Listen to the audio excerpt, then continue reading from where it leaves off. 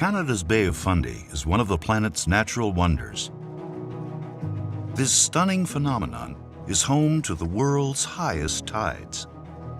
Within the rhythm of this oceanic ebb and flow, surprising events occur. A peculiar pumpkin race,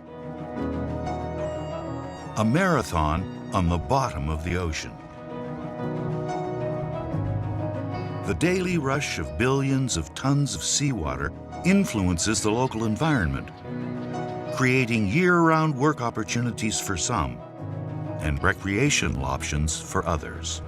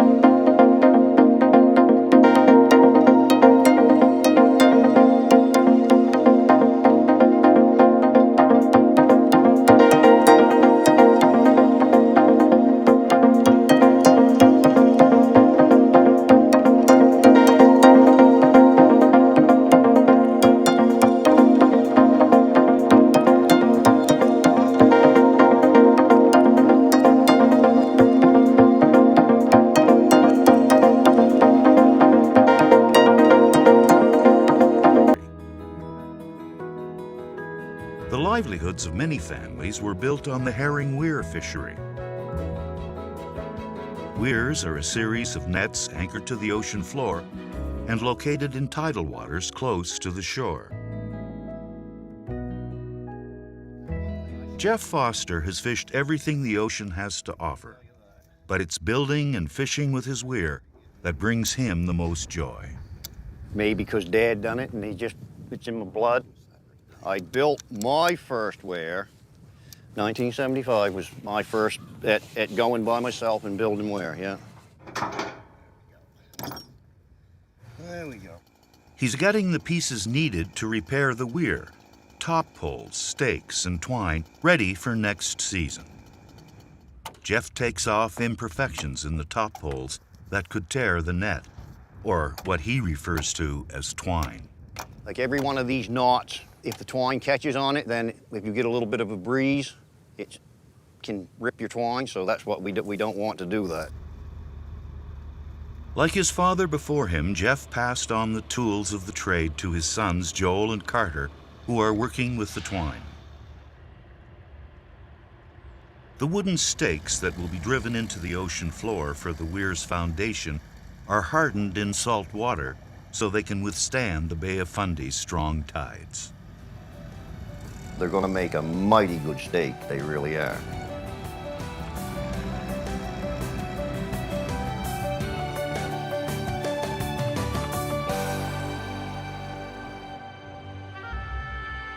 Traveling east across the Bay of Fundy from Grand Manan is the fertile Annapolis Valley in Nova Scotia. The valley's landscape alongside the Bay of Fundy provides the region with a distinctive climate.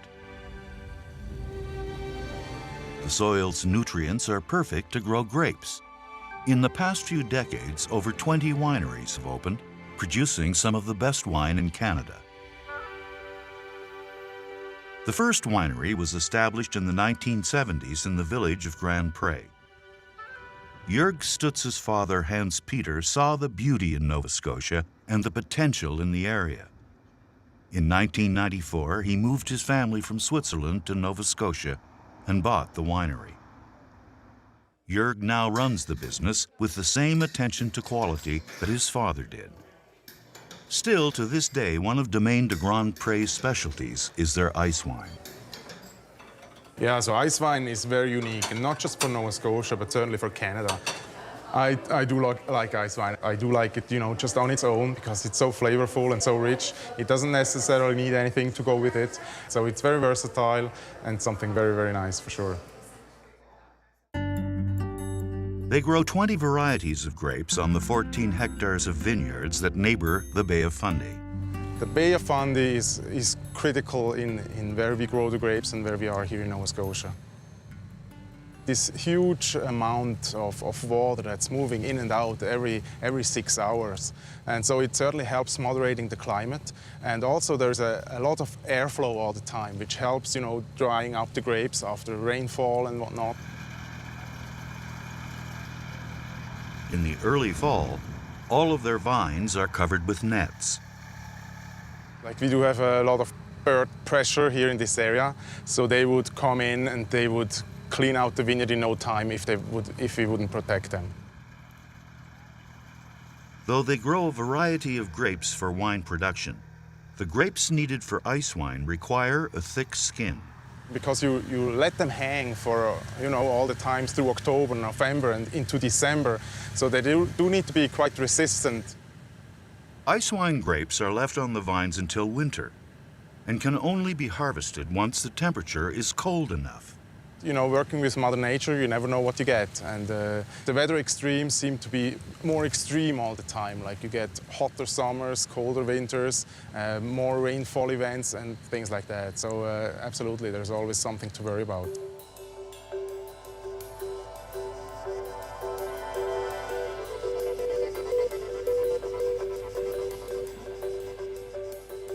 As autumn settles around the Bay of Fundy, a peculiar yet popular event is gearing up. The Nova Scotia Pumpkin Regatta has been a tradition in Windsor, Nova Scotia for 2 decades.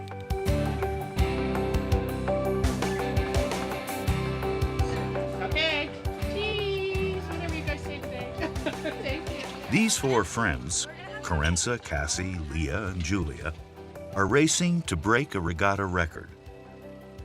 I had always told my mom that I wanted to be in the pumpkin regatta, and then she said that Vanessa wanted to break the record this year and get 4. And so I was like, guys, like, let's all go in it and break the record.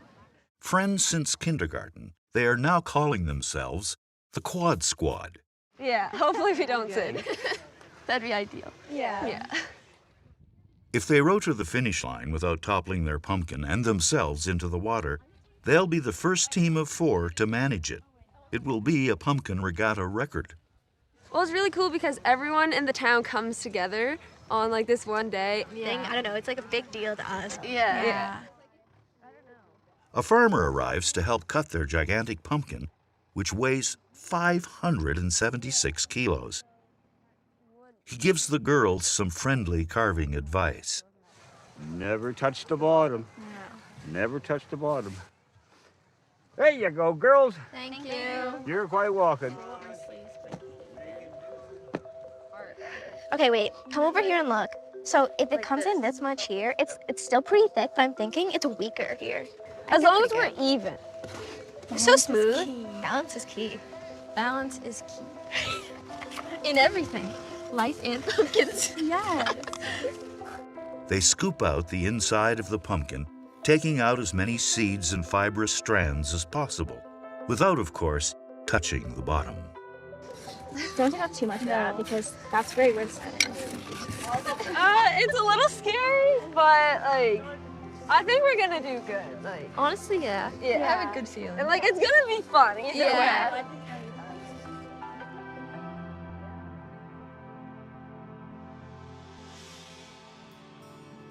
80 kilometers across the water from the giant pumpkins, the Bay of Fundy has created a geological phenomenon.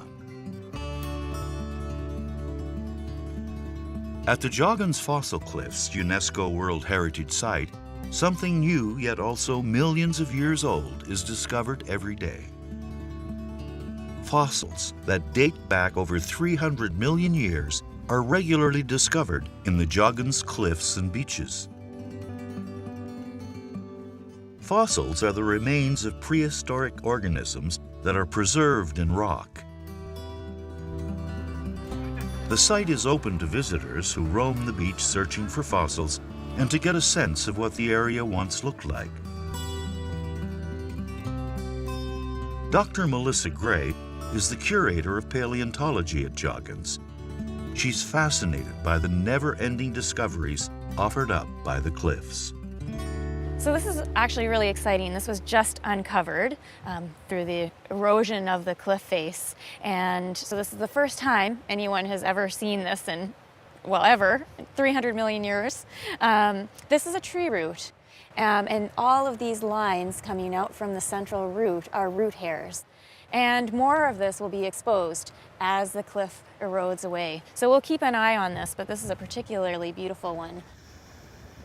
It's the erosion of the Joggins Cliffs by the Bay of Fundy's tides that continue to uncover the prehistoric fossils. The tides are really important. First of all, they affect how often and when we can access the beach. That's critical because at high tide, essentially the whole beach is covered. The tides are also really important for erosion because every single time a tide covers the beach and then goes out again, things are different. And that is really important for discovery because we absolutely never know what we're going to find on the beach after a tide. So it's really exciting. Melissa's specific research involves studying coprolite, also known as fish poo. But this is not just any fish poo. 300 million year old fish poo. Not everyone can say that. It doesn't smell anymore. It's a pretty fun thing to study. It's in the limestone rocks that Melissa finds and studies the coprolite. So when we look inside 300 million year old poo, we can get an idea of the food web in the aquatic or the water realm at the time.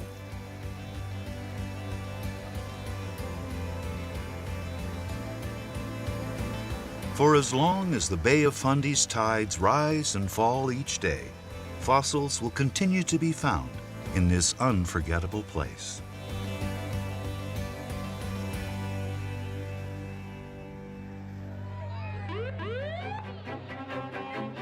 As the seasons change along the Bay of Fundy, the community of Windsor comes together to cheer on pumpkin paddlers, like the team that calls themselves the Quad Squad. The Quad Squad's pumpkin is lowered into Lake Pisiquid. The four friends pile into its hollowed-out core. It's a unique spectacle. Pumpkins turned into boats bob around the lake. Staying afloat is the goal for these floating works of art. If the rowers topple over, they're disqualified. The race starts, and a giant fleet of extravagantly decorated pumpkins make their way across the 800-meter course.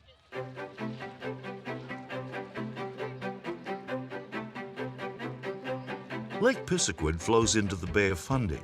The strong currents make this race extra challenging for the Quad Squad. It's hard, man. The first pumpkin makes it to the finish line. Tony Wood wins the regatta, finishing the race in 8 minutes and 20 seconds. The friends navigate the choppy water with their plastic paddles until finally they make it to the finish line. Even though they didn't win, the girls set a new record by being the first four-person team in the history of the Pumpkin Regatta to finish the race.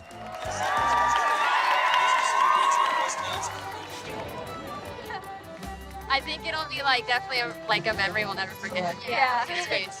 Yeah, we broke a record. Quad Squad, 4 peas in a pod.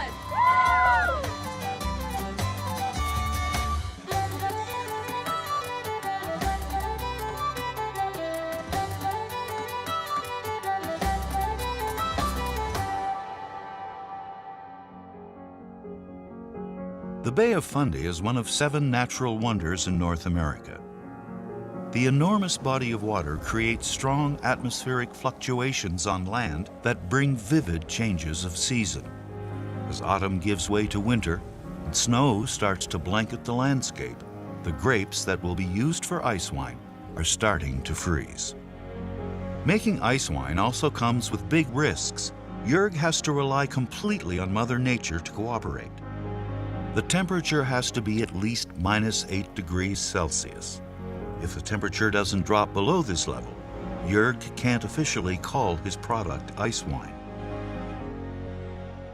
We had a very cold night. It was about -8, -9 all night long, ideal conditions.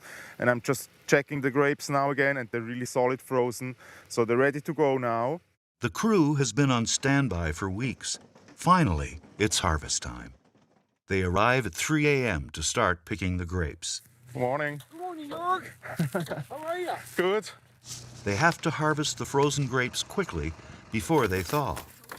We left about 3 to 4 tons of grapes hanging for the ice wine production. We hope to get about 1,000 liters. There's about 16 rows, so hopefully we'll be done within a couple hours. The unique taste of ice wine is due to a combination of concentrated sugar and a high level of acidity. Sugar levels are measured in bricks. The colder the grapes, the higher is the sugar concentration. So, you know, at -10, it might be 40, 50 bricks. And then as it comes down to -8, -6, the sugar concentration goes down as well. So there, right now, everything is totally concentrated. And all the water, or lots of the water, is solid frozen. That's the whole idea. It's all about the balance in the end. There's some nice clusters there.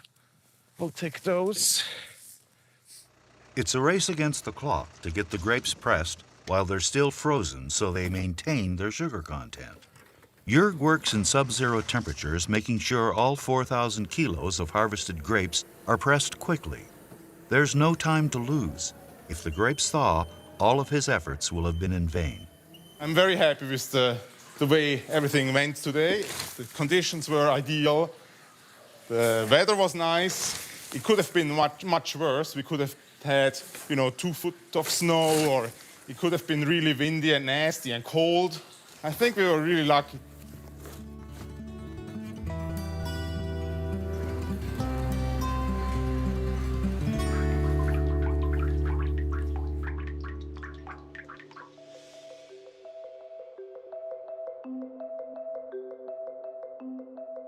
"130 kilometers across the Bay of Fundy in New Brunswick, another winter harvest is taking place.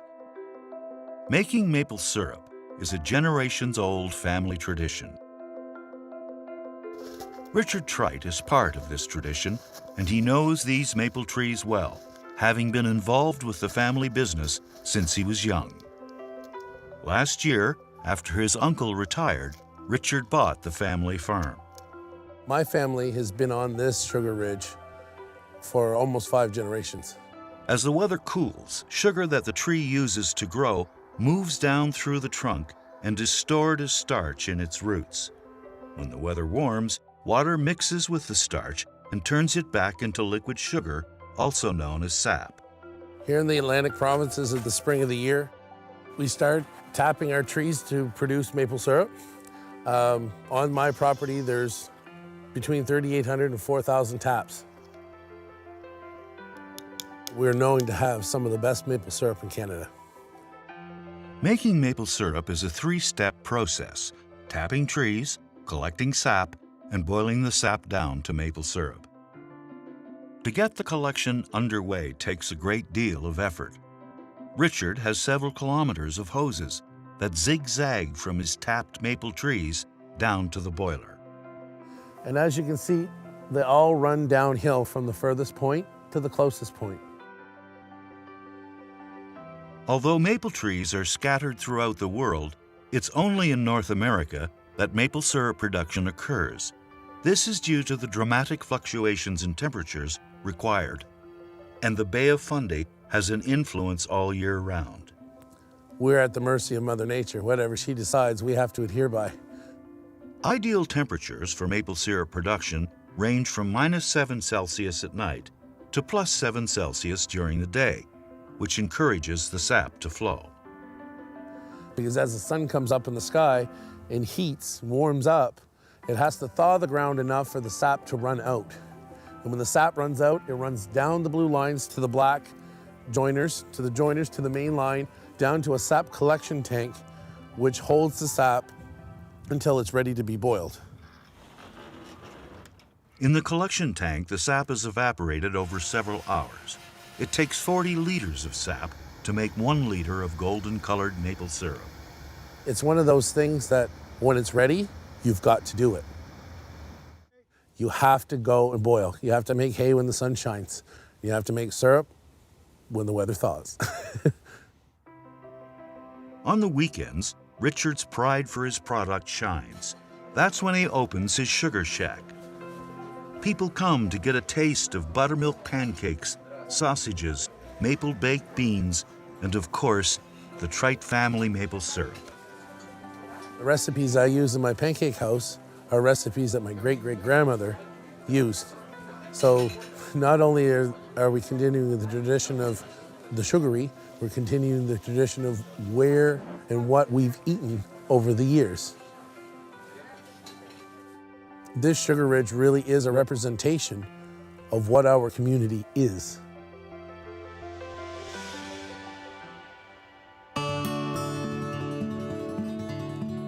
Back in Grand Pre, while Jörg waits for his new vintage of ice wine to ferment, he heads to one of the most celebrated events in Nova Scotia, the Ice Wine Festival.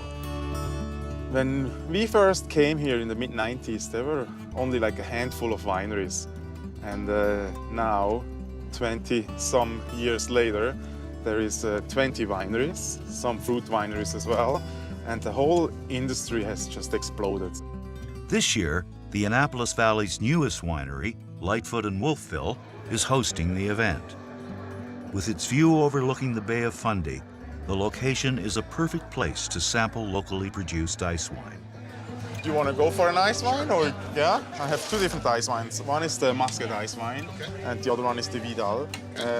Muscat has been oak fermented and aged in oak as well. The festival takes place over 2 weekends, during which time hundreds of people come each day to celebrate one of Nova Scotia's best products, ice wine.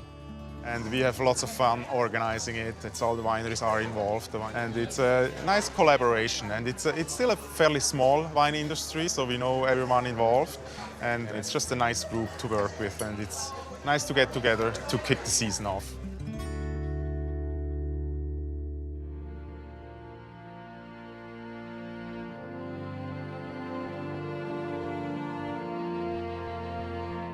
"200 kilometers from Grand Pre across the Bay of Fundy, you'll find Campobello Island.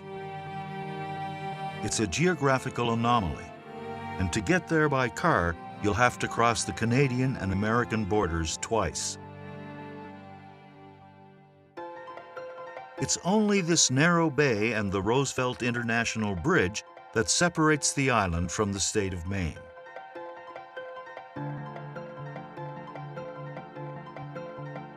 Campobello first gained popularity in the early 20th century when President Franklin Roosevelt and his family purchased a summer home on the island. It's still a popular destination for tourists, but the 800 year-round Canadian residents face a unique set of challenges. The ferry that runs from Canada's mainland only operates in the summer. For 10 months of the year, the only access to Canada's mainland is through the United States. 2 years ago, after 16 years living on the mainland, Angela Smart moved back to Campobello Island. You're limited on how you get on and off the island, and that actually intimidates people. So you have the bridge that crosses into the state of Maine that you have to drive into the US and then drive for another hour into Canada to cross over another border crossing. The border crossing is incredibly intimidating to anybody that has never crossed the border. Ferries intimidate people if they've never been on boats. Ferries and borders may not be daunting to islanders, but there are some necessities that residents are lacking. We have no bank here, so any of your funding, you need to go to the mainland. Buying groceries also takes additional planning, as some foods are prohibited to cross borders without proper documentation. The island has a grocery store, but to bring in fresh produce from the mainland requires a lot of extra work. So oranges and citrus here are one of the few things that we can't take through the border. Each time the store owners go to the mainland to buy food items, They have to fill out paperwork at both the Canadian and American borders. It can take several days to get island residents fresh produce. 2 years ago, Angela bought the iconic Campobello gift house. The store sells a wide range of items and has been a mainstay on the island since the early 1960s. They're on order. They're on order. All I have are a couple of smalls left in them. As the summer season approaches, Angela makes sure the shop is ready for the tourists. You only have a few months out of the year that you have to make all your money to survive through the winter. Angela works long hours, and she's enthusiastic to promote local artisans. In her store's parking lot, she's set up a book signing for a Campobello author. Peter, how's it going? Good morning. Oh, pretty good. Her gift shop has also become a community gathering spot where islanders can drop in when they want to chat or need assistance. About 30 bookings now. Oh, good. Yeah, that's good to hear. Did you want some of the day tripping books? Day tripping New That Brunswick? would be great if you have some, yeah. Yeah, here, take them on your tour. Oh, okay. They come in handy. Despite the challenges that come from living on an island that's cut off from the rest of Canada, Angela feels it's a great place to live. What I like the most about doing this work is the fact that I get to meet new people. I get to experience and feed off of the positive energy of tourism and people that like to come here.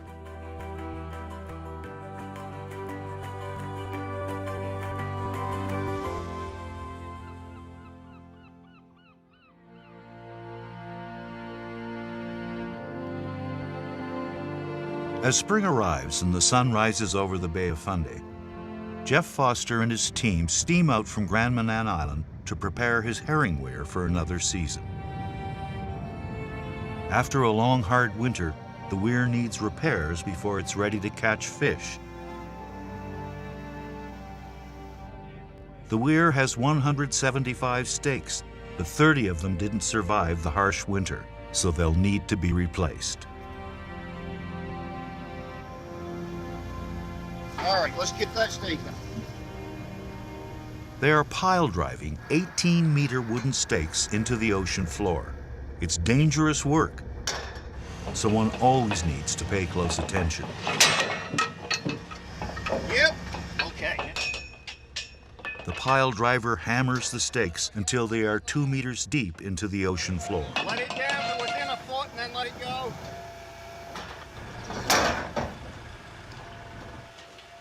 While we're driving, we have my sons aboard the other boat, and they're top poling and lashing.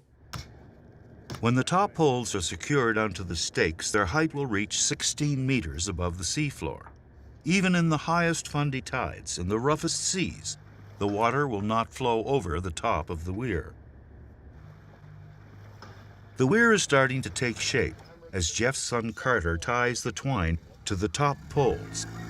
It takes 1 kilometer of top twine to enclose the weir. We've always joked around, this one's like building 3 weirs to once.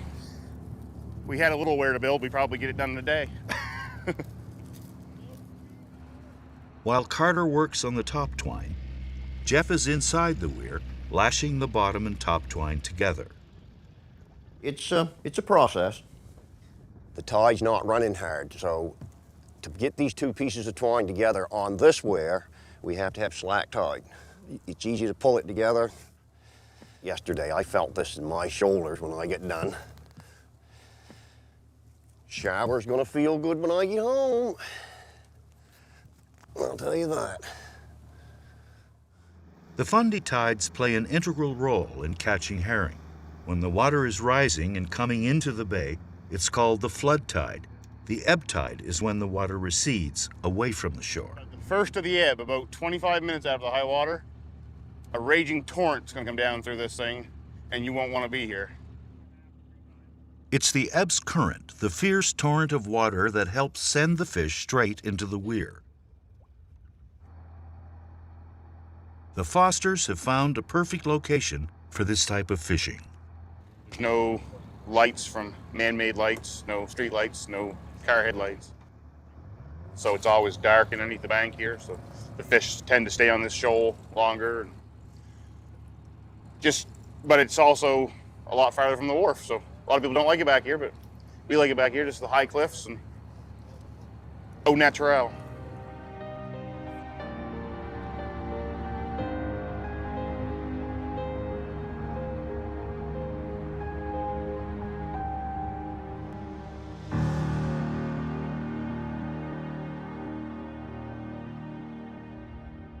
One of the most spectacular views of the Bay of Fundy's tides is found 225 kilometers away in the community of Five Islands, Nova Scotia. In this area, the tidal range, the difference between high and low tide, is one of the largest in the Bay of Fundy, resulting in the ocean receding up to 5 kilometers. It's in this extreme setting that a unique sporting event occurs each year. The Not Since Moses is a running race that takes place on the ocean floor. Volunteers and runners have 6 short hours to complete this race before the course is once again covered in seawater. Hi, Mary Prendeville. Mary Prendeville and her friends have traveled 1,800 kilometers to participate in this unusual race. I'm running with 8 of my best friends we've been together for over 35 years. And we went to elementary school together, and we ran in high school and university, and we all traveled together. And we run all over the world. According to leading running magazines, Not Since Moses is among the 10 top races in the world. It's a race that we want to do because it's a natural wonder. In the 10 years since the race started, it's grown to more than 600 participants this year. There are 2 races, a 5-kilometer and a 10-kilometer course. Mary and her friends are competing in the 10-kilometer run. We're all running together, right? We're running together? Yes. No, we're running together. We're running together. Maybe further back. The runners are shuttled by bus to the starting line. Nostalgia and excitement erupts between Mary and her friends. This is fun though, because we all ran track together in high school. So doesn't this remind you of like going to track? We did. The group walks to the race start. Here they have a view of the challenging course that lies ahead. Mary has competed in races around the world and can run 10 kilometers in 45 minutes.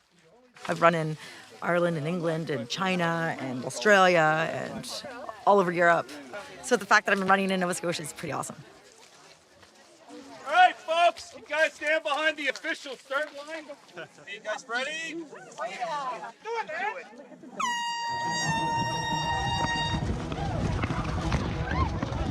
Oh my.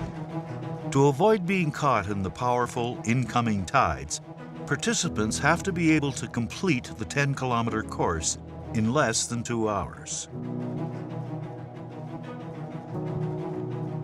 For this brave group of runners, it's a race against the tides. The uncertain terrain doesn't stop the lifelong running friends. Come on, ladies. Let's go, let's go, let's go!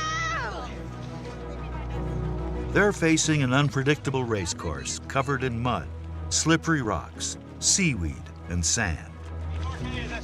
We're gonna be lost.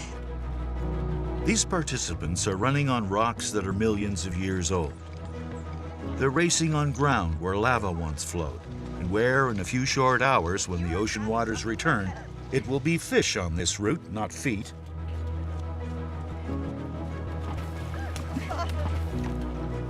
As the finish line approaches, Mary and her friends follow their plan to stay with one another and cross the finish line together.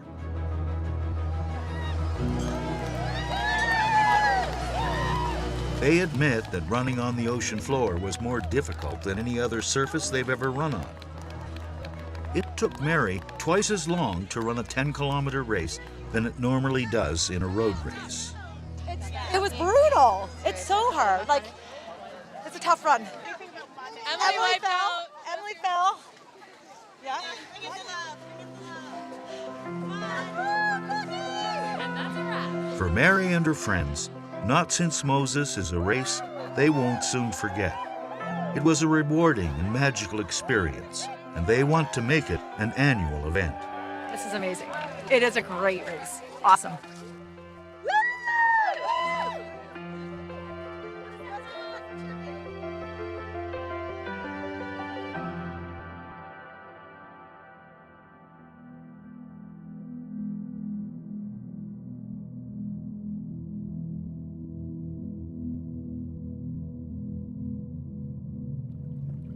Back at Grand Manan Island, North Atlantic right whales have been spotted nearby.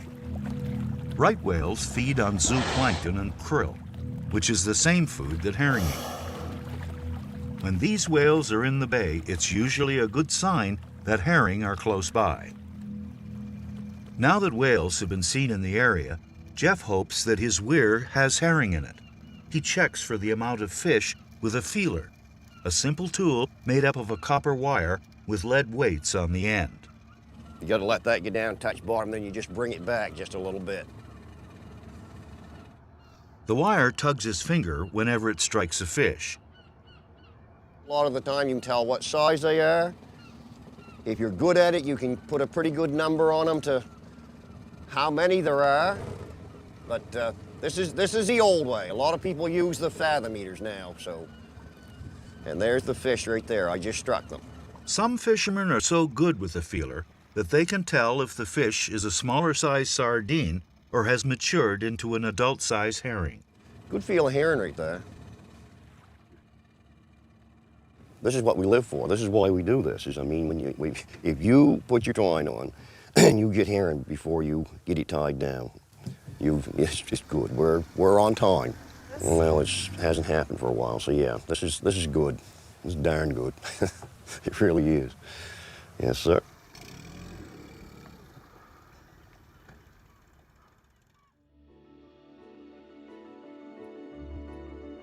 Back at Domaine de Grand Pré, it's time for the ice wine to be bottled, corked, and labeled.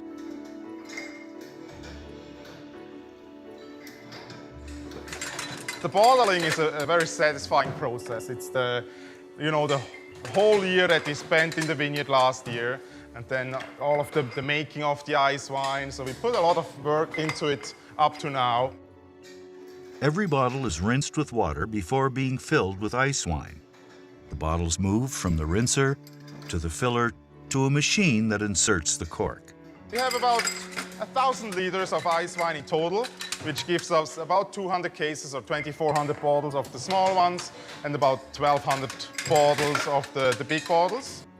Ice wine is the most expensive product made at Domaine de Grand Pré. Most of the 3,600 bottles produced each year will be sold directly at the winery, and only a small number will be shipped outside of Nova Scotia. Well, lots of the people traveling the Bay of Fundy, and of course they want to buy something local.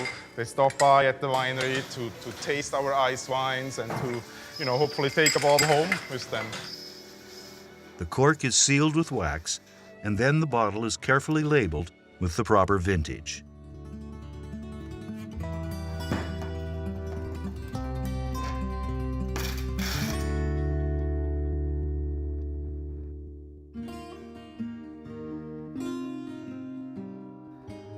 After a successful season, Jörg gets to enjoy the final result with his family.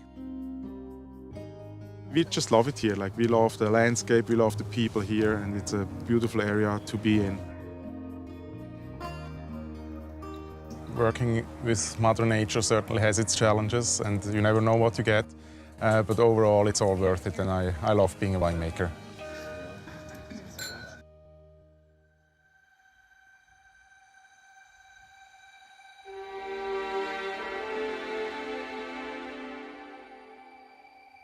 Back in New Brunswick at Grand Menands Fisherman's Wharf, Jeff Foster and his crew get ready to head to the weir.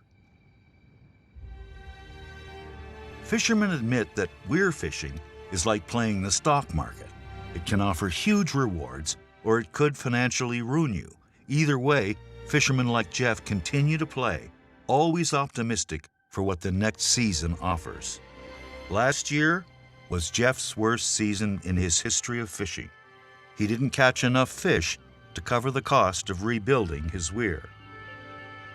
Now, at the weir, he doesn't know what awaits him. If there aren't enough fish, he might suffer another loss like the previous year. All right, get ready to get some lines. As the crew arrives at the weir, they're met by hundreds of circling gulls, which means one thing: there are herring, and a lot of them. It's controlled chaos as they get ready to drop the purse seine in the water. Okay, Joel. A purse seine is a fishing net that has weights on the bottom to keep it from floating in the water. Who's gonna run the lines? Danny? The purse seine will be dropped under the herring. and then slowly closed up as the herring are fished out of the net. They have to work with the tide, and the ideal time to start fishing is 2 hours before the water is at its lowest. You might as well come in. I think that tide is slacked up pretty good here. You might as well come in. The wind will hold you up too. Very good. With everyone in place, the crew has to wait a little longer for the tide to be just right. Right now the tide is running too hard, so if we go across here, it'll collapse the seine and we could lose our herring. So we're just waiting for the tide to slack a little bit more, and then we'll run across. We don't want the seine collapsing. We want as many herring as we can get. So yes, I'm excited. The herring carrier arrives. This specially designed vessel will suck the herring out of the water and then transport the catch 50 kilometers back to the mainland. The fish will then be processed at the only remaining sardine and herring canning factory left in North America. When the tide is finally right, it's time to put the net overboard. Yep, put some twine over.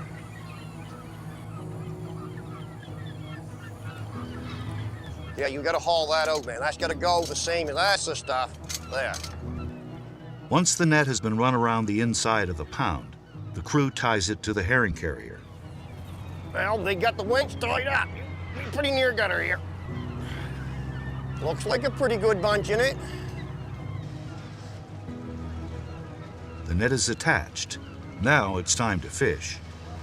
So then the carrier will put his hose into the seine, and he starts to pump. And he'll pump the herring, and they go into the holes aboard of the carrier. Just wonderful. Couldn't beat it with a stick.